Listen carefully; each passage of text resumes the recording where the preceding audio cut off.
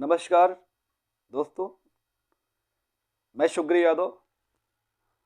आप देख रहे हैं महाराजगंज की झलक। महाराजगंज की झलक में हम आज चर्चा करेंगे नगर पंचायत चौक के चुनाव का वोट कल पड़ रहा था, उसके बारे में हम चर्चा करेंगे। कुल 7 मतदान केंद्र बनाए गए थे। मैं बता दूं आपको, पहला मतदान केंद्र दिग्विजयनाथ इंटरमीडिएट कॉलेज, दूसरा मतदान केंद्र पूर्व माध्यमिक विद्यालय जो ठेकी के बगल में है, यानी कि चौक प्रॉपर के दक्षिण साइड में जो बरगदही का रास्ता जाता है, वहाँ पे मतदान केंद्र बनाया गया था दूसरा। और तीसरा बरगदही बसंतनाथ बनाया गया था। और चौथा कटैया चौक में मतदान केंद्र बनाया गया था, दोनों प्राइमरी स्कूल पे ही बनाए गए थे। और पांचवा धर्मपुर में मतदान केंद्र बनाए गए थे। और छठा सोनाड़ी खास, वो भी सरकारी विद्यालय में ही मतदान केंद्र बनाया गया था। और सातवां ओबरी में, सातवां मतदान केंद्र जो था वो ओबरी में बनाया गया था। सभी मतदान केंद्रों पर अच्छा खासा भीड़ रहा है, अच्छा खासा वोट पड़ा है और लगभग 72% टोटल वोटिंग हुई है पूरे नगर पंचायत चौक के जनता के द्वारा। आइए चर्चा करते हैं कि जहाँ पे भी मैं पड़ताल किया, कल मेरे द्वारा पूरा का पूरा हर मतदान केंद्रों पे मेरे द्वारा न्यूज़ चलाए जा रहे थे, खबर चलाए जा रहे थे। मैंने सभी मतदान केंद्रों पे मैं जब पहुंचा तो अक्सर मुझे ये देखने को मिला कि महिलाओं की लाइन ज़्यादा लंबी और पुरुषों की लाइन बहुत ही छोटी थी। कहीं कहीं मतदान केंद्रों पे पुरुष और महिलाएं दोनों बराबर चल रहे थे और कहीं पर, यानी कि सभी जगहों पे लगभग महिलाएं हर स्तर पे सबसे ज़्यादा लाइन में खड़ी थी। तो ये देखने को मिला है कि महिलाएं बढ़ चढ़ करके वोट डालने का कार्य किए हैं। और पुरुष के बारे में बताएंगे कि पुरुष इसलिए कम वोट डाले हैं या पुरुष की लाइन इसलिए कम थी क्योंकि ग्रामीण क्षेत्र होने के नाते अक्सर पुरुष बाहर चले जाते हैं, अपनी माली हालत को सुधारने के लिए बाहर कमाने का कार्य करते हैं।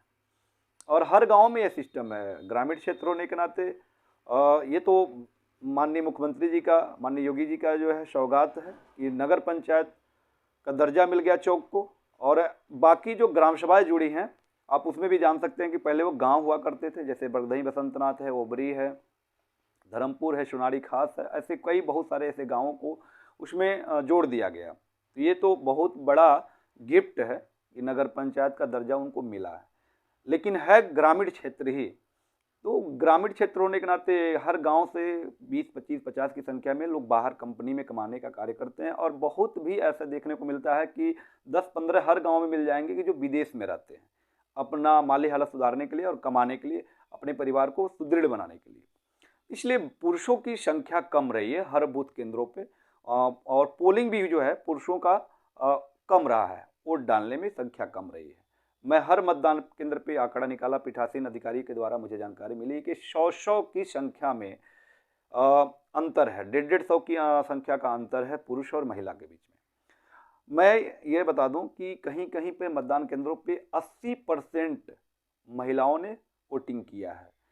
80-80, 85-85%। और पुरुषों का परसेंटेज देखा जाए तो 60%, 55% और 65% तक जाकर ही वो कर दिए गए, यानी कि उनका लास्ट हो गया।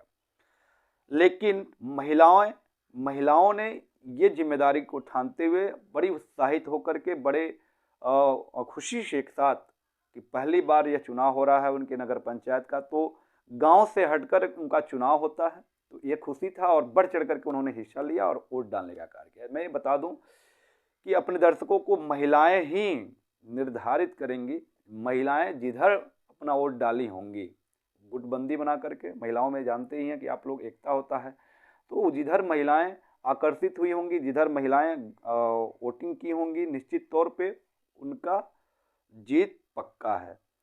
और मैं बता दूं कि उन बिंदुओं पे भी बात करेंगे कि यह वोट नगर पंचायत चौक की बात मैं कर रहा हूं कि कल मैं पड़ताल किया, बहुत ऐसे लोगों के बीच में मैं गया और सुनने में आया और पूछने में मुझे जानकारी मिली, वोटरों से ही मुझे जानकारी मिला कि 4-5 लोग अच्छा खासा वोट पाएंगे। 4-5 ऐसे उम्मीदवार होंगे। मैं अध्यक्ष पद की बात कर रहा हूँ, मैं सभासद की नहीं बात कर रहा हूँ, क्योंकि सभासद मुझे जानने में थोड़ा दिक्कत है। ये पहला बार चुनाव था नगर पंचायत चौक का, तो ये क्लियर नहीं हो पा रहा था कि कौन से वोटर किस वार्ड के हैं और किस बूथ पे जाकर के वोट डाल रहे हैं। थोड़ा सा मुझे भी समझने में दिक्कत थी। और इसलिए सभासद की बात मैं नहीं करूंगा, नए अध्यक्ष पद की बात कर रहा हूं कि अध्यक्ष किनके पक्ष में जा रहा है और कौन अध्यक्ष बनने जा रहा है। तो 4-5 ऐसे नगर अध्यक्ष पद के जो उम्मीदवार हैं उनको अच्छा खासा वोट मिलने वाला है। लेकिन मैं बता दूं आपको कि दो प्रत्याशियों के बीच में दो सिंबल पे लड़ाई होने वाली है नगर पंचायत चौक में।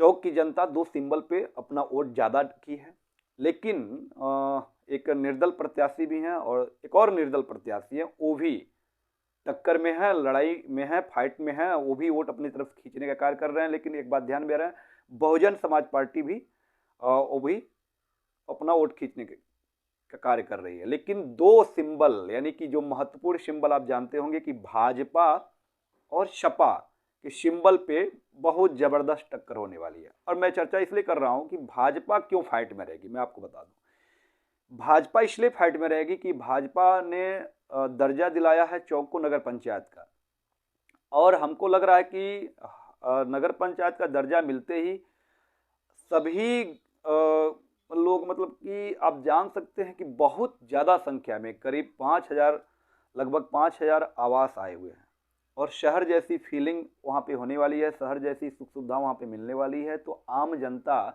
क्यों न जो है कि भाजपा को वोट डाले।